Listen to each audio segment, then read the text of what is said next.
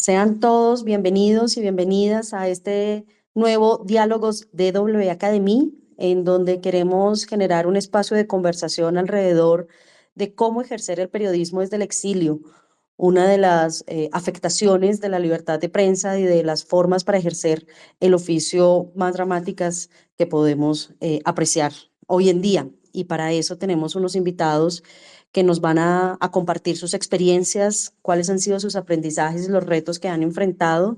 Y tenemos también un invitado que nos va a ayudar a entender estos casos particulares, cómo pueden entenderse desde una mirada más global. Antes de presentar a nuestros tres invitados, quisiera dejar una reflexión inicial sobre cómo la libertad de prensa está amenazada en América Latina, desde el crimen organizado, cómo los dirigentes políticos o gubernamentales ejercen también presión extrema sobre los periodistas, especialmente en Centroamérica y el Caribe, como lo vamos a ver en el día de hoy. Muchos profesionales de los medios de comunicación han sido encarcelados, los regímenes autoritarios han cerrado numerosos medios de comunicación, lo que ha provocado que en algunos países de la región se dé un exilio masivo de personas dedicadas a este oficio que tanto queremos. Guatemala, por solo traer un ejemplo, está enmarcado en un sistema de justicia cooptado, en donde se amenaza y se persigue a los periodistas que tienen posiciones críticas, a veces incluso por sus publicaciones que hacen en redes sociales.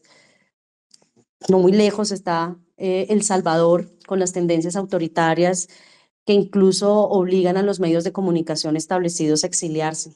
Y por solo hablar de mi país vecino, Venezuela, que en 2 semanas, tras la celebración de las recientes elecciones del 28 de julio, Reporteros Sin Fronteras ha contabilizado al menos 70 casos de ataques contra la libertad de prensa, 18 casos de restricciones de acceso, 30 actos de intimidación y amenazas, 9 detenciones, de las cuales 4 periodistas aún permanecen en prisión, 9 expulsiones de periodistas extranjeros y 4 agresiones físicas. Así la realidad que estamos retratando es bastante delicada y sensible y se ha dado también un giro hacia o una oferta desde países como Costa Rica o Estados Unidos, en donde se han convertido en lugares de refugio para estas personas que tienen que salir de sus territorios. Gracias a su marco institucional se le da cabida a muchos periodistas que aún desde lejos siguen reportando lo que sucede en sus países de origen, y esto plantea nuevos retos que pueden superarse con estrategias de seguridad coordinadas, como esperamos nos puedan compartir ahora nuestros invitados. Y también, ¿por qué no?, poder comprender esas afectaciones tanto en lo profesional, como lo estamos hablando, y en lo personal, que eso sin duda va a tener una implicación importante. Ya con esta entrada quisiera darles paso a nuestros invitados. Les voy a presentar entonces quienes nos acompañan en la conversación de hoy. De un lado está Gerald Chávez, periodista nicaragüense exiliado en Costa Rica, trabaja para Voz TV. Se fue de Nicaragua a finales de 2018, días después de que detuvieran a sus colegas Miguel Mora y Lucía Pineda Uau. Ha sido víctima de constantes amenazas y de campañas de difamación emprendidas por seguidores del presidente nicaragüense Daniel Ortega. Se vio obligado a exiliarse en Costa Rica, como muchos otros periodistas que tuvieron que hacerlo luego de la fuerte represión gubernamental. Creó así, pues, el portal de noticias Nicaragua Actual, desde el que continúa informando sobre su país y en particular sobre la situación de los exiliados. Hola Gerald, bienvenido. Saludos Claudia, gracias por la invitación, encantado de estar con los colegas y antes de empezar creo que tenemos una buena noticia: han excarcelado a 135 presos políticos, entre ellos nos han confirmado que se encuentra el periodista Víctor Ticay, quien ya tenía más de un año estar en la cárcel. Muy buen inicio de la conversación, Gerald. Muchas gracias por ese reporte que nos das. También tenemos a Ewald Scharferben, discúlpame la pronunciación, ahorita me corriges, por favor, periodista y consultor venezolano exiliado en Estados Unidos. Fue corresponsal de El País de España y fundó Armando Info, junto a otros colegas con los que viene trabajando e investigando sobre la corrupción del gobierno de Nicolás Maduro. Tras sus investigaciones sobre Alex Saab, tuvo que exiliarse hacia Bogotá en 2018. Hola, Ewald, bienvenido. Sí, gracias, Claudia. Bueno, gracias por la invitación. También gracias, por supuesto, a DB Academy. Sí, el nombre y el apellido es Ewald Scharfenberg. Eh, Como creo que deduce, es alemán porque mi padre era alemán. Y bueno, lamentablemente no, en contraste con Gerald, no tengo ninguna buena noticia que compartir de entrada.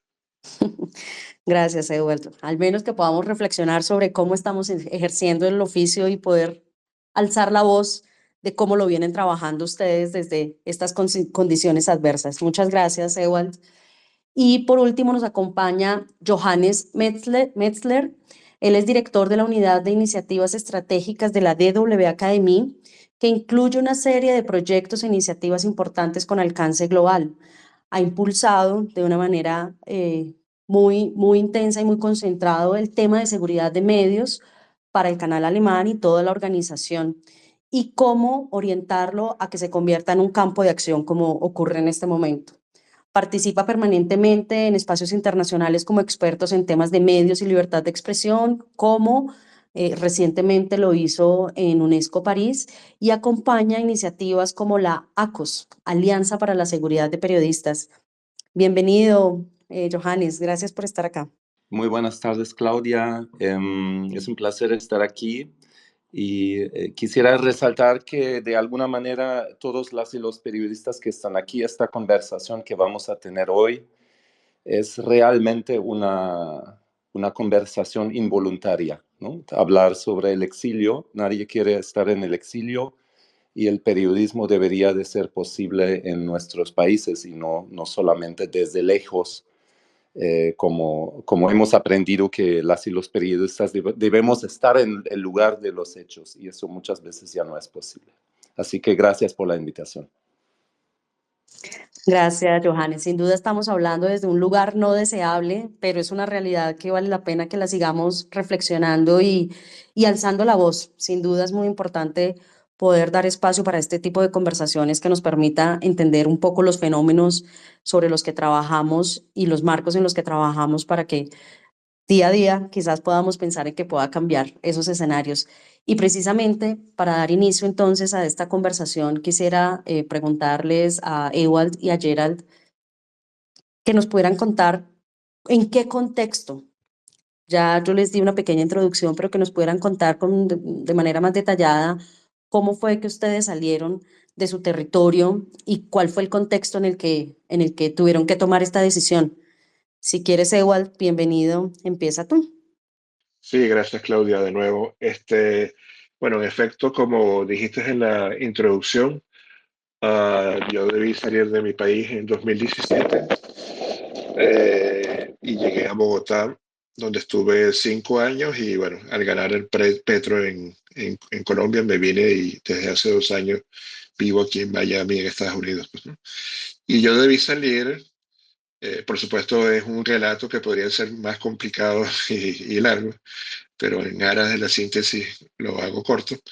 Debí salir, como dijiste, porque desde 2015 el medio que yo dirijo, Armando Info, que es un medio de periodismo de investigación, era el único medio en Venezuela que venía hablando de un tal Alex Saab, un comerciante colombiano que bajo el régimen de Maduro adquirió mucho poder, se convirtió en el proveedor más importante del gobierno de Maduro.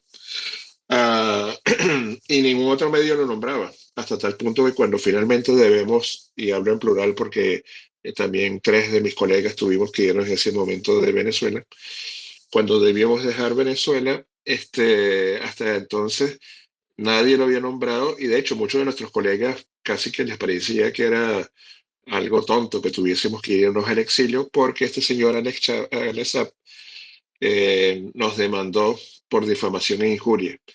La difamación e injuria en Venezuela todavía son crímenes, son delitos penales, pues que te llevan a prisión. En el caso de Venezuela, un mínimo de 6 años. Y nosotros que estábamos conscientes de quién era el EXAP, a la larga se descubrió que es no solamente el gran proveedor de Maduro, sino probablemente su testaferro y socio de negocio. Bueno, estábamos conscientes de que íbamos a parar a la cárcel y además que se nos iba a imponer algo que la jurisprudencia chavista ha venido haciendo costumbre en Venezuela, es que en este tipo de demandas que involucran a autoridades del Estado o a empresarios vinculados al Estado, el tribunal casi siempre te impone una prohibición de seguir nombrando al demandante. Es decir, en nuestro caso no íbamos a poder seguir publicando historias sobre Alex Saab. Así que finalmente en 2017 decidimos dejar el país para poder seguir escribiendo sobre el WhatsApp, como en efecto hicimos. Y bueno, finalmente en 2020 el gobierno tuvo que reconocer que existía este personaje llamado Alex Saab porque fue apresado en Cabo Verde, en las costas de África Occidental, luego extraditado en 2021 aquí a Florida, donde iba a ser juzgado, pero en diciembre pasado este, mm, fue intercambiado entre Washington y Venezuela. Venezuela soltó a algunos americanos que estaban allí presos, Washington soltó a Alex Saab, cosa que además muestra lo importante que es Alex Saab para el régimen de Maduro. Y bueno, fue definitivamente una historia que nos marcó, primero porque nos expulsó al exilio, implicó muchas cosas para nuestra organización y para nosotros.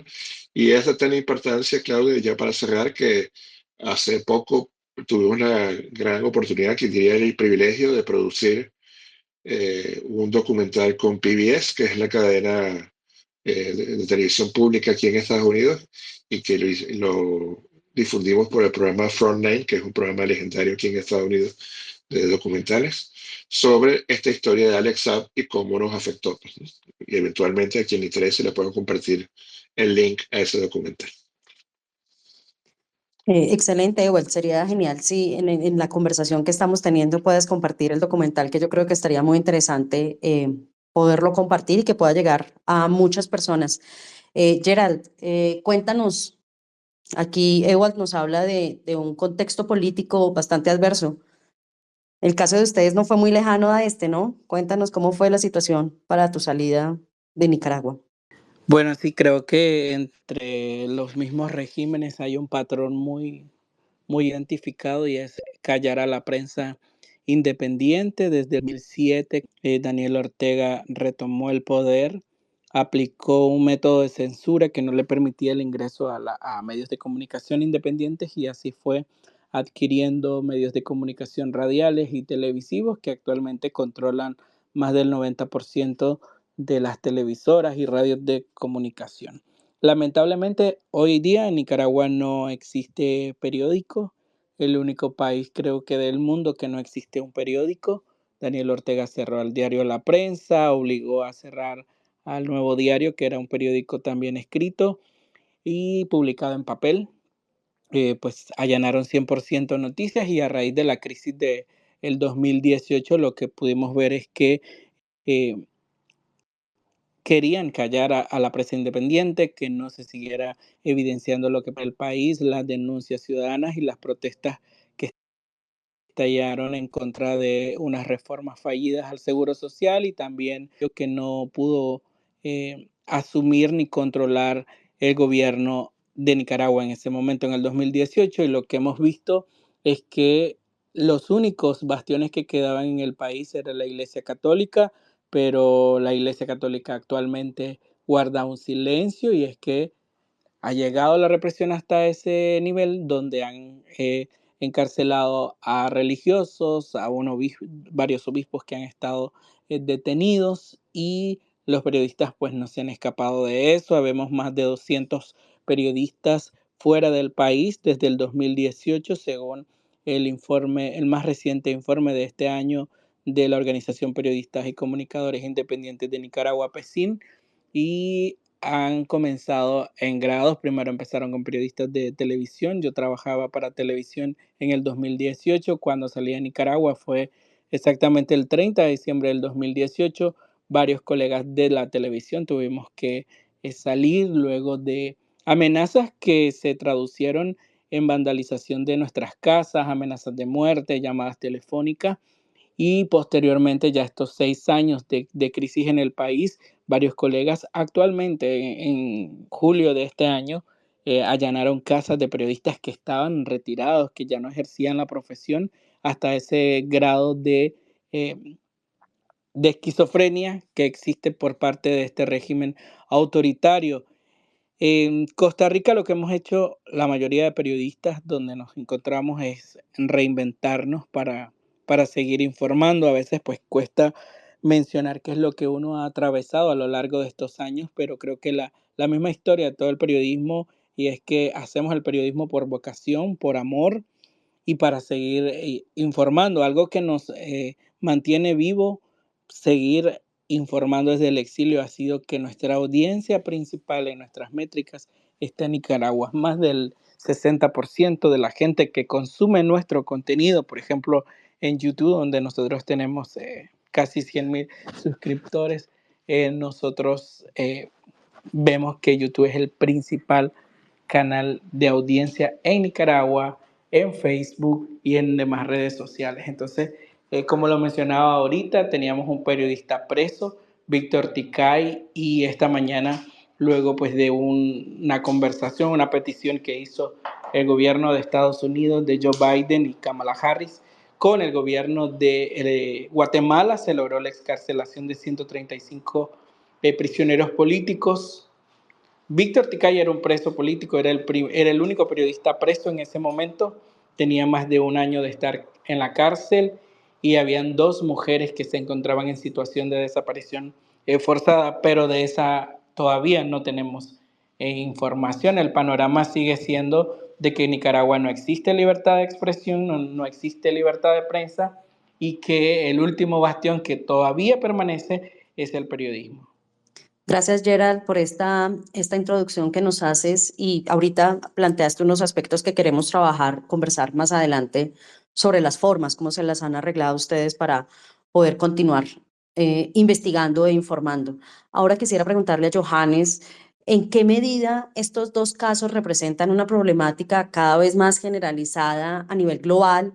Y si esto es cuestión solo de periodos recientes o es un tema más histórico. ¿Qué tienes para compartirnos? Pues mira, Claudia, el periodismo en el exilio ha existido desde hace muchísimos años. Lo que estamos viendo ahora, eso sí, es una masificación de las amenazas. Estamos viendo a nivel global, no solamente en América Latina, que la cantidad de amenazas ha aumentado muchísimo y los espacios para el ejercicio libre del periodismo son cada vez más pequeños. Y eso me preocupa cuando escucho estas dos historias que me parecen muy graves. Me parece muy grave que no sea posible el ejercicio de esta profesión. También me parece muy grave que hoy por hoy tenemos que decir que ser periodista cuenta como tener una profesión peligrosa cuando realmente no debería de serlo. Yo creo que muchos de nosotros estamos ya acostumbrados a que sea normal que nos amenacen, que nos digan algo, que nos agredan. Tantas historias he escuchado, pero no lo es. Y volviendo a los dos casos que hemos escuchado ya hoy, yo estuve en Europa del Este, hablé con periodistas rusos, Afganistán, tenemos proyectos en Afganistán, tenemos proyectos en muchos países y lamentablemente quiero compartirles que las historias, por más que los contextos son diferentes, los países son diferentes, las culturas son diferentes, pero los patrones, como bien decía Gerald, los patrones son similares. Y quiero resaltar algo. No se trata solamente de amenazas físicas. Obviamente esto es muy grave cuando aparece la policía o le meten a la cárcel a una periodista, un periodista. Pero no es solo eso. Tenemos también, en muchos casos, de un lado una ola controlada de desinformación Y del otro lado viene la amenaza contra la prensa y los periodistas. Yo he dicho, yo creo que estamos, no solamente en América Latina, sino a nivel global, estamos frente a una emergencia de la prensa. Realmente es una situación de emergencia. Y les voy a dar un ejemplo de qué estoy hablando. Las amenazas son legales, las amenazas son físicas, pero también digitales. Conocemos, sabemos hoy por hoy que en México, en El Salvador y en algunos países más se ha empleado un software llamado Pegasus, que es un software espía, prácticamente toma el control completo de los datos y de todo lo que sucede en su celular.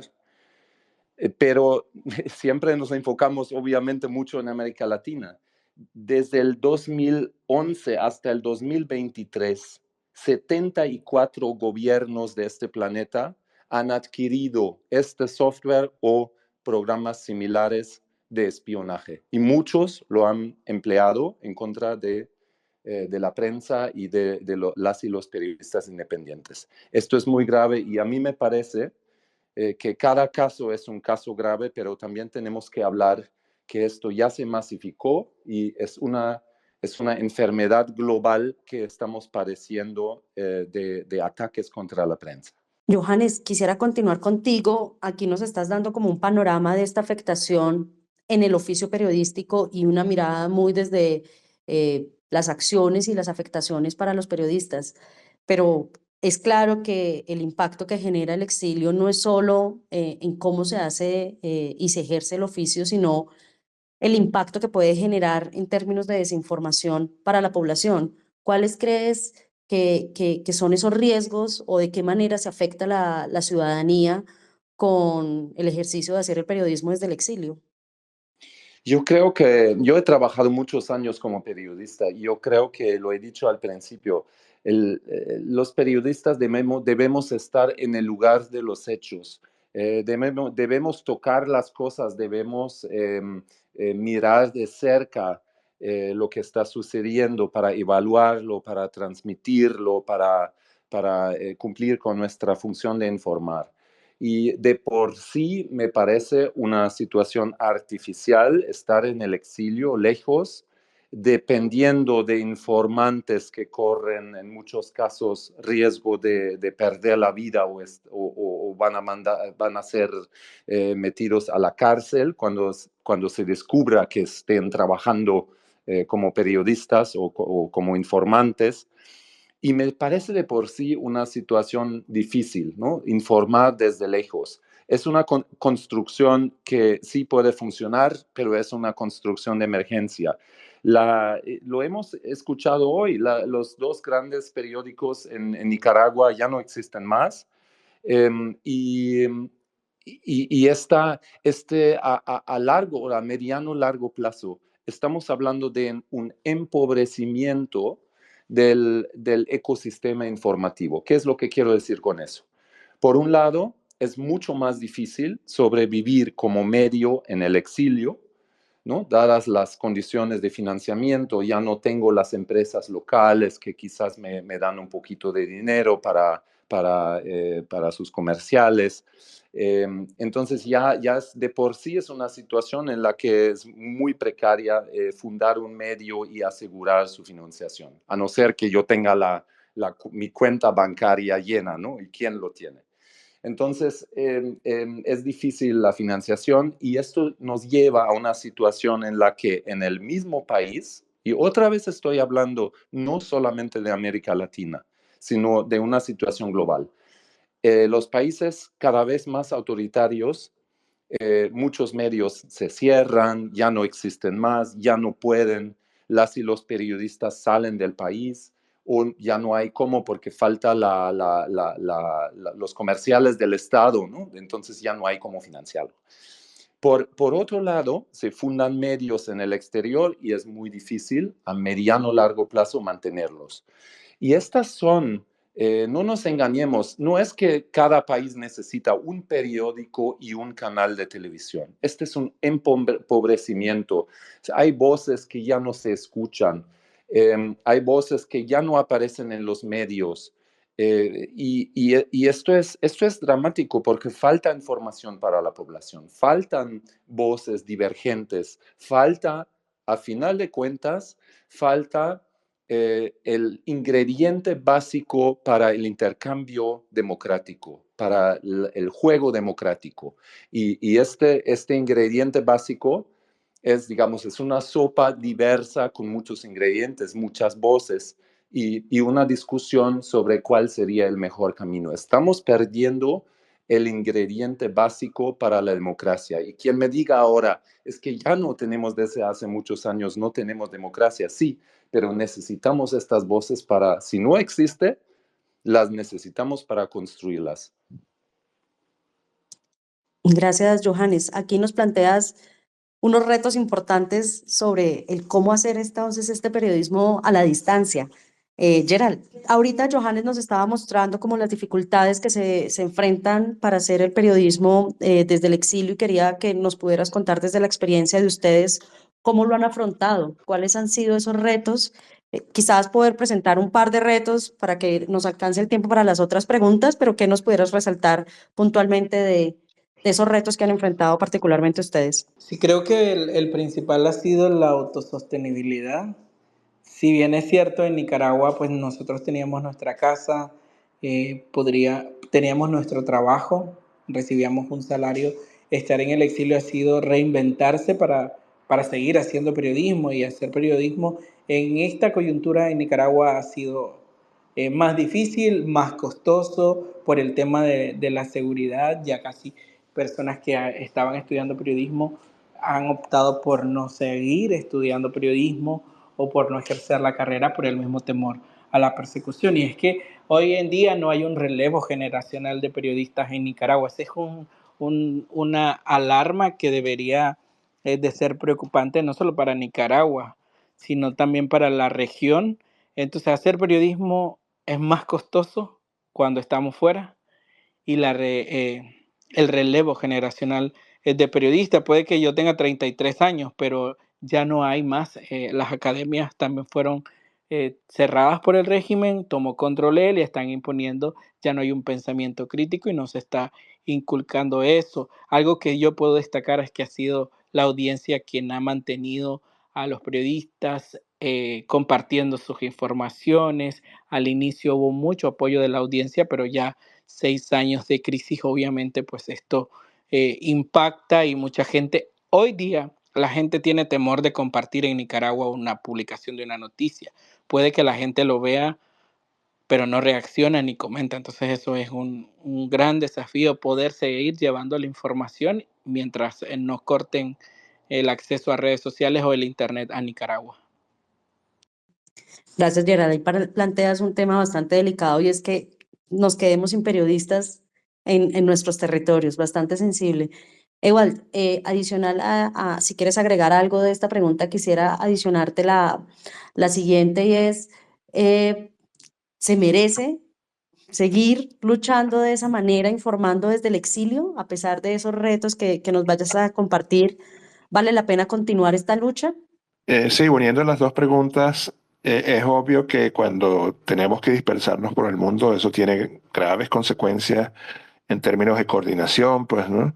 En términos, como decía ayer, de sostenibilidad, en términos de algo que con frecuencia se deja de lado, pero creo que es lo más importante, que en términos de la moral del grupo, hay grandes afectaciones de la moral y eso se refleja en la productividad. Por supuesto, hay dolores personales, ¿no? Por ejemplo, mi hija y mi esposa viven hoy día en países diferentes al que donde yo estoy. Este, pero, y esas dificultades son así, sumadas a las que Johannes enumeró. Y, pero yo no quisiera que nos quedáramos en el lamento, Claudia, si me lo permites, porque además entiendo que buena parte de la audiencia de este foro es gente que está en el exilio y creo que conoce la situación de su país y los costos que ha tenido y creo que quizás se interesa más en cómo funcionar pues desde el exilio. Y no quiero tampoco forzar a nadie a ver el vaso medio lleno, pues, ¿no? Pero yo diría que con todos estos dolores, estas dificultades, am, ¿me escuchan? Sí. Te escuchamos muy bien, sí. Sí, disculpa. Adelante. Diría que con todas estas dificultades, la verdad que irnos en exilio nos ha traído algunos beneficios también.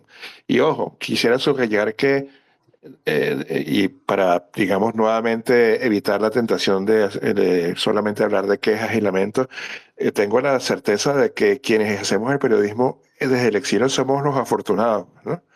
Porque el exiliado con frecuencia, sea periodista o no, tiene que irse a otros países a trabajar en lo que sea, a lavar carros, a limpiar baños, a vender ropa, etcétera, pues, ¿no? Y eso, por cierto, es parte del efecto que nuestras autocracias quieren, pues, que es anularte en el exterior, pues, ¿no? Entonces, los que logramos hacer trabajar desde el exilio somos afortunados porque seguimos trabajando en lo que sabemos y queremos, pues, ¿no? Pero te decía que al menos yo podría identificar de entrada un par de beneficios que nos ha traído estar en el exilio.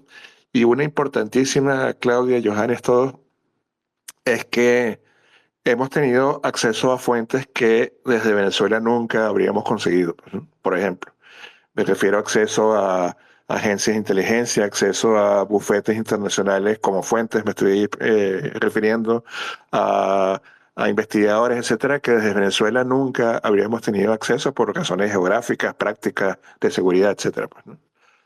Y allí incluyo también en buenas fuentes, en algo que de todas maneras iba a pasar, Claudio, seguramente lo sabes, que es el acceso a bases de datos internacionales, pues, ¿no? Nuestros pillos y nuestros autócratas en realidad roban o saquean el Estado o el pueblo, no para guardar esa plata debajo de su cama, pues, ¿no? Sino que quieren siempre invertir en algo en Florida o en Luxemburgo o en París, etcétera. Y eso afortunadamente deja rastro en bases de datos que sobre todo nosotros que somos en Armando Info, un medio de investigación, pues es algo que se ha convertido en una fuente fundamental hasta tal punto de que si ocurriera, aunque no sería lo deseable, que por la represión actual que se ha agudizado en Venezuela, los redactores que aún tenemos en Venezuela no pudiesen seguir trabajando o tuviesen que salir del país, pues aún yo podía concebir un medio que siguiera trabajando a pesar de no tener nadie en el país, pues, ¿no? Por supuesto, como decía Johannes hace algunos minutos, no es lo ideal porque, por supuesto, hay fuentes vivas, hay acceso a ciertos hechos que solamente presencialmente es posible, ¿no? Pero bueno, es algo que hoy día es concebible y que hace 20 años para nada. Pues estabas en el exilio y estabas realmente condenado, pues, ¿no? Y la otra ventaja, beneficio, la ventaja que creo que nos ha venido trayendo el exilio, y no hablo cínicamente de nuevo, hablo honestamente, es que, bueno, nuestra marca se ha proyectado más allá de nuestras fronteras, pues, ¿no? Y eso es importante para, por ejemplo, proyectos internacionales en que finalmente hemos participado, como lo que hace ICIA o lo que hace OCCRP u otras de estas organizaciones vinculadas a filtraciones como Panama Papers, etcétera. Bueno, en buena parte se debe a cierta visibilidad que adquirimos al salir del país. Y eso es importante, y con esto cierro, Claudia, y creo que se conecta con algo que decía Johannes, porque los pillos, los autócratas, aprenden, pues, ¿no?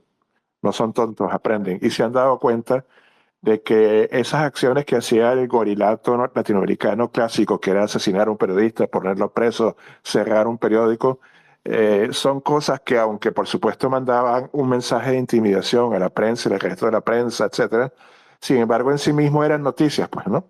Tú asesinabas a un periodista y bueno, esa era una noticia que se reflejaba en Estados Unidos, en Alemania, en el Reino Unido, etcétera, pues, ¿no? Ahora, que bloqueen a un medio, como nos pasa a nosotros en Venezuela, que tenemos un bloqueo diario, que intervengan las comunicaciones de un periodista en Caracas o en Managua, eso no es tan noticia, pues, ¿no? Y sin embargo puede ser tan efectivo más que el asesinato de un periodista o el cierre de un medio, etcétera, pues, ¿no?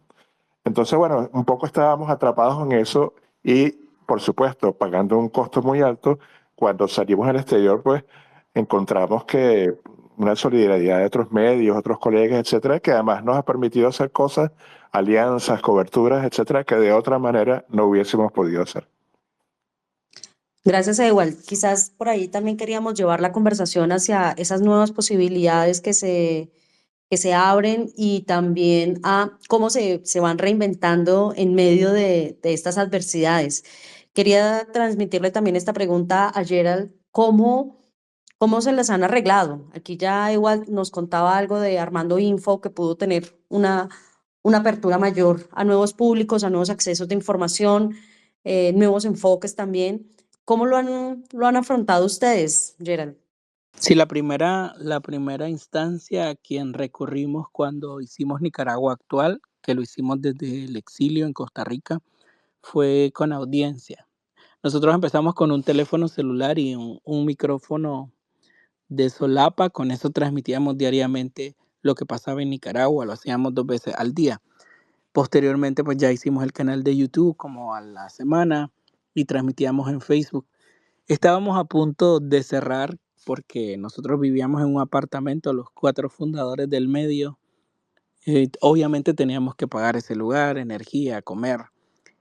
Hicimos un SOS para la audiencia que nos miraba y la audiencia respondió. Esa fue la primera apertura que tuvimos de la audiencia y fue que nos apoyaron, hasta nos compraron una computadora, nos regalaron un televisor, nos pagaron un año de internet y así fue que nosotros salimos al aire. El programa de transmisión también lo adquirimos a través de donación y logramos pagar la casa como por 6 meses, donde estábamos viviendo, donde hacíamos periodismo y posteriormente ofrecer algunos de los servicios que nosotros sabíamos hacer. Y como es, Costa Rica es uno de los países más caros de Centroamérica, pero era la oportunidad de reinventarse, como lo mencionaba Edward, reinventarse de diferentes maneras y era poder hacer diferenciar el tipo de contenido que nosotros teníamos, siempre enfocados con el tema de Nicaragua, cuando los medios hoy en día, pues los que quedaron, los pocos que quedaron, menos de 5, pues no se refieren a temas de derechos humanos, de presos políticos, de la migración. Entonces, sabíamos que existía la necesidad de seguir informando y buscar la alternativa para seguir. Nosotros hasta vendíamos tazas con nuestra marca para poder subsistir y luego optar a programas de apoyo para periodistas para mantener el tema del derecho a la información. En Nicaragua lo seguimos haciendo actualmente. Nosotros monetizamos el YouTube, estamos a casi llegar a los 100,000 suscriptores y los que están por aquí pueden luego buscarnos Nicaragua Actual y se suscriben. Tenemos 91,000 y eso ha sido una manera de resistir ante un régimen autoritario. Comentarles que también el régimen denunció nuestro canal de YouTube por derechos de autor.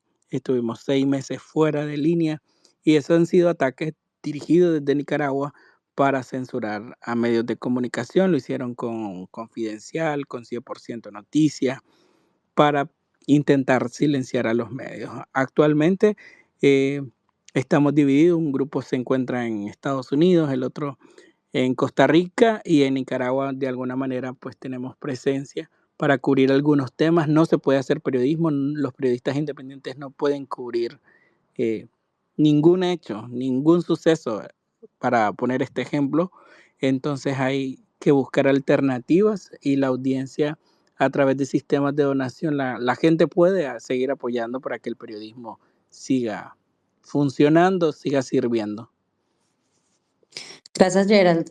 Johannes, digamos que la conversación también la estamos promoviendo por una iniciativa que tiene la DW Academy en Costa Rica, este proyecto de la Casa de Periodismo Libre, eh, que en últimas está buscando respaldar y generar como ciertos acompañamientos a los periodistas en el exilio. ¿Qué nos puedes contar de este proyecto? ¿En qué consiste y a qué le apunta?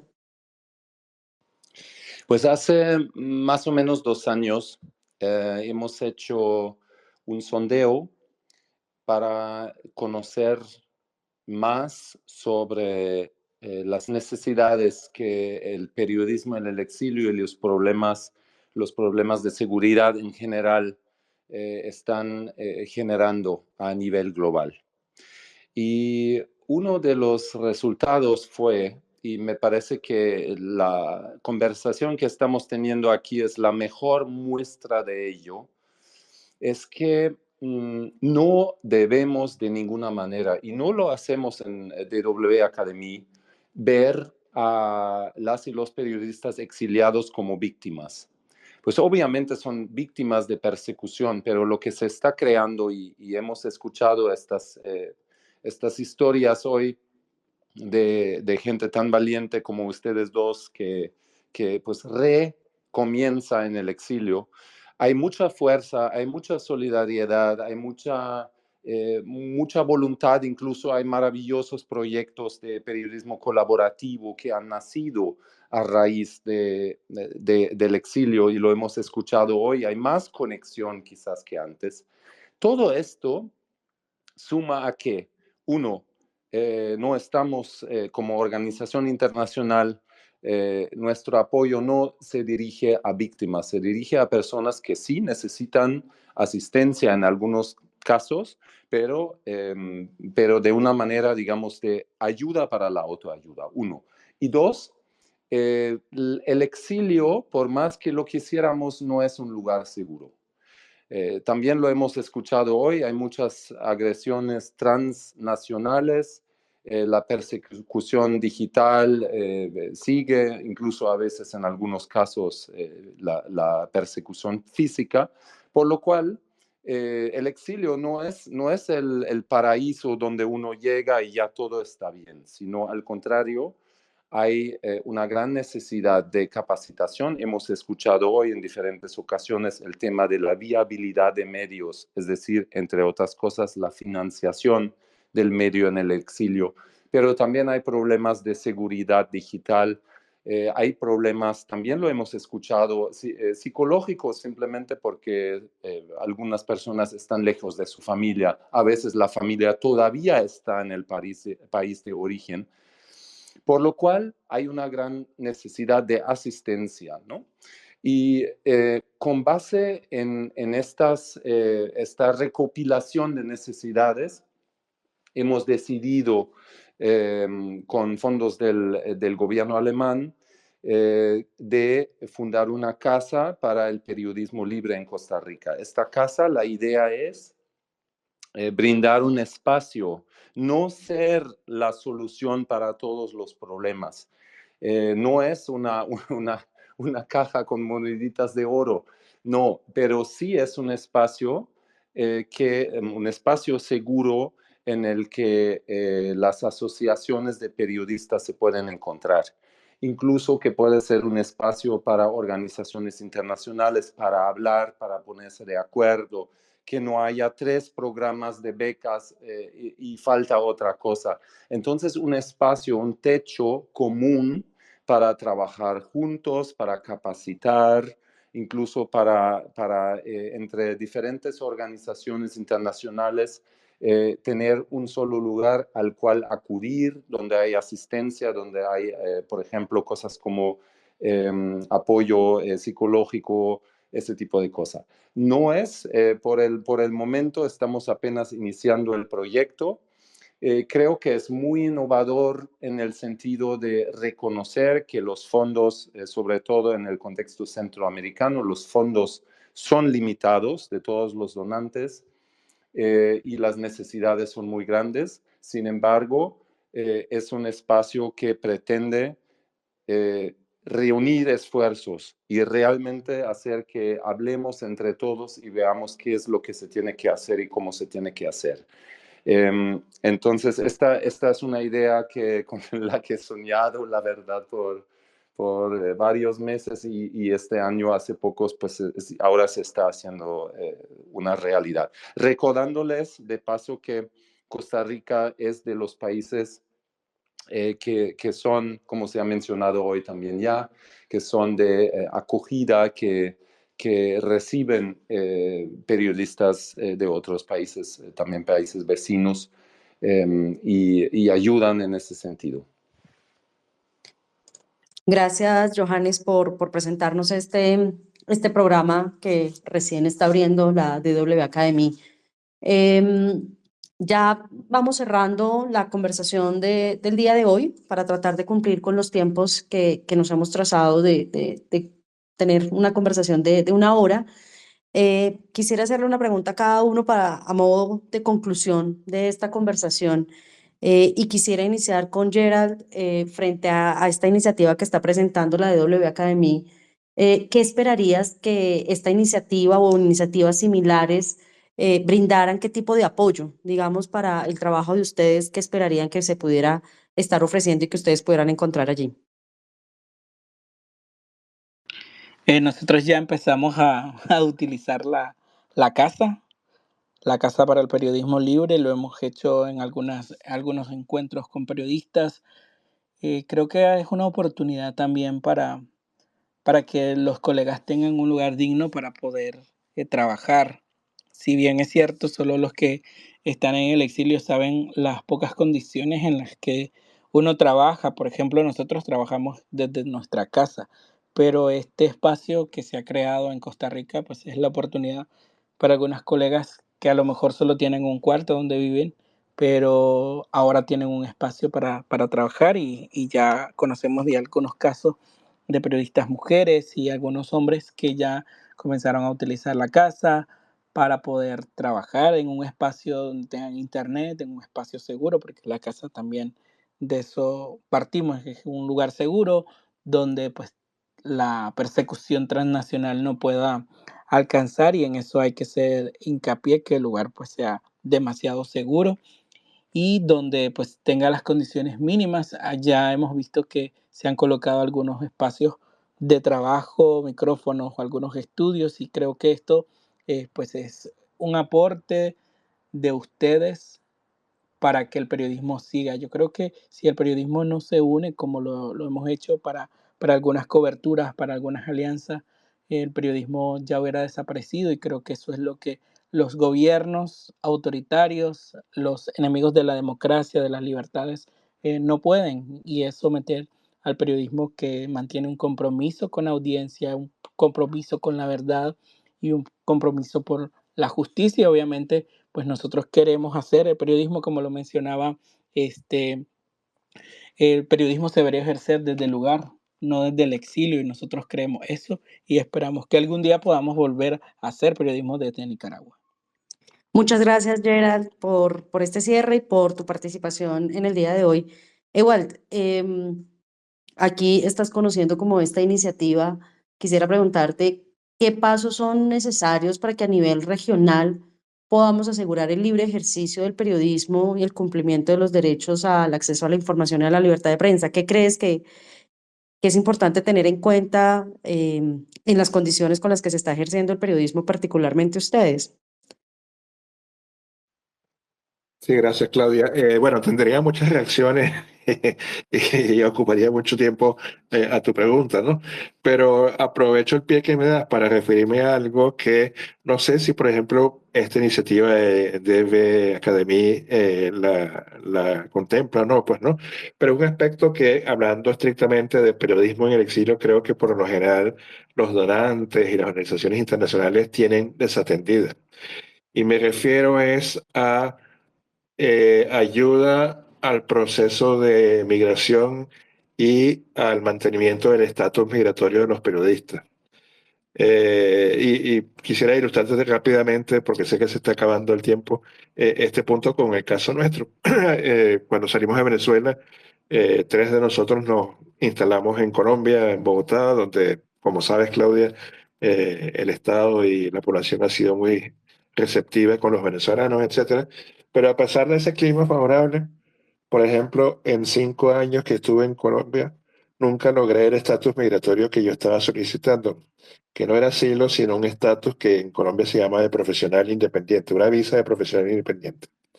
Y nunca me la aprobaron. ¿Por qué? Porque aunque en Colombia hay una sentencia del Tribunal Supremo que dice que el periodismo lo puede ejercer cualquiera, ¿sabes? Seguramente toda la audiencia en este foro sabe que en muchos países, incluyendo Venezuela, por cierto, todavía se exige la colegiación profesional para poder ejercer el periodismo. En Colombia hubo un momento, una decisión del Tribunal Supremo que dijo, no, el periodismo es de acceso para todo el mundo, cualquiera lo puede ejercer, ¿no? Pero aún todavía a los periodistas o profesionales independientes que venimos al extranjero, el Estado colombiano pide que tú muestres que tienes un título universitario en comunicación social o periodismo, pues, ¿no? Cosa que, por ejemplo, en mi caso yo no podía obtener porque me gradué hace muchos años en una universidad del Estado y tenía que pasar por el Estado que me expulsó de Venezuela para obtenerlo, pues, ¿no? Era imposible. Y eso me colocó en un limbo migratorio en Colombia que finalmente nunca pude superar y que afortunadamente aquí en Estados Unidos pareciera que sí lo estoy superando. Pero bueno, eso que parece una cosa como del back office y quizás medio aburrida porque estamos hablando de periodismo, es importantísimo. Incluso para ejercer la profesión, aunque lo estés haciendo de un modo, digamos, informal. Porque, por ejemplo, en Estados Unidos hay ciertos requisitos para que tú hagas el periodismo eh, si no lo estás haciendo como corresponsal extranjero. Entonces, aprovecho la pregunta, Claudia, y no sé si me disculpas que quizás no esté, digamos, refiriéndome al centro de lo que quería saber, pero además aprovechando la presencia de Johannes, que es una autoridad en Deutsche Welle Academy, para subrayar eso, pues ese es un costado de este asunto que con frecuencia está abandonado y creo que hay una oportunidad muy grande de trabajo allí y ojo, no estoy hablando de dinero para pagar abogados, algo así. Por ejemplo, en Colombia nosotros tuvimos la suerte de obtener los servicios de una abogada muy buena que nos trabajó pro bono, pero eso no siempre es posible. Pero no estoy hablando de dinero, repito, sino de otro tipo de soporte que incluya además quizás cierta advocacy para cambiar ciertas situaciones en los países de acogida y creo que eso en general está descuidado. Muchas gracias, Ewald. Ahí planteas también un punto muy importante y es el cruce de legislaciones en los países frente al oficio periodístico y a cómo se reconocen los derechos de la información y de informar y de recibir información. Y cuáles son los retos también que se enfrentan de manera muy práctica para poder ejercer el oficio desde otros lugares. Quisiera ya cerrar con Johannes, si quieres hacer una última reflexión, si quieres reaccionar frente a esto que plantea Ewald o cómo quisiera cerrar esta conversación sobre periodismo en el exilio. Sí, yo con mucho gusto voy a contestar a Ewald y creo que es un punto que mencionas, que yo conozco, que evidencia lo complejo que es también para nosotros cómo apoyar a las y los periodistas en el exilio. Los problemas son múltiples y los problemas de estatus migratorio en el país de acogida es un problema que conozco también de muchos países, también más allá de América Latina. ¿Cuál es el problema? Nosotros somos una casa de medios en primer lugar. No somos por nuestra naturaleza, no somos una casa que, digamos, acompaña a periodistas individuales. Nosotros más bien trabajamos con nuestras contrapartes en el mundo entero. Y ahí sí, igual te puedo decir que en algunos programas sí se incluye asistencia legal justamente también para el tema del estatus. No es algo ajeno, lo conozco, lo hemos hecho. Lo que también hacemos a nivel internacional, estamos en muchos espacios, digamos, a nivel de sociedad civil. Uno es la Media Freedom Coalition. Es una coalición, es una alianza de países, no de medios o de sociedad civil, de países que están de acuerdo con que quieran promover la libertad de la prensa. Esa es la teoría, ¿no? Son muchos países que se han unido para promover esto y hay una red de la sociedad civil, de organizaciones, que acompaña este trabajo críticamente. Nosotros estamos en se llama red consultativa de esta coalición de países y acompañamos críticamente ese trabajo y también es un tema como qué se hace en países libres con periodistas que llegan y necesitan ayuda, ¿no? Empezando con el estatus migratorio. Te puedo decir que es un trabajo muy arduo, muy difícil, muy complejo. Lamentablemente no funciona así, que nosotros como Deutsche Welle llamamos a algún país y decimos, mira, den estatus o den entrada a no sé quién, no funciona así. Es muy complejo. Sin embargo, es un gran problema y es un problema que necesita solución urgente.